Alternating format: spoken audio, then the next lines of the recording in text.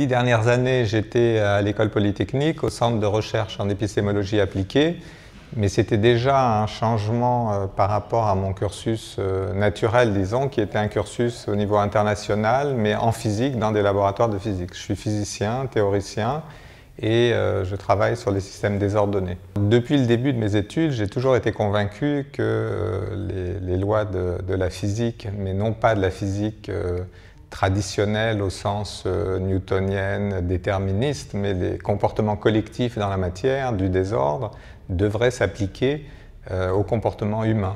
Et donc j'ai initié, il y a plus de 30 ans maintenant, quasiment 35 ans, la sociophysique, qui était l'idée d'appliquer des concepts et des techniques issus de la physique des comportements collectifs pour décrire des comportements sociaux et politiques, justement. Et je faisais ça en parallèle de mes travaux de physique. Et depuis il y a une dizaine d'années, je suis passé dans un laboratoire de sciences sociales à Polytechnique, mais qui était plus axé sur des questions d'épistémologie, de philosophie.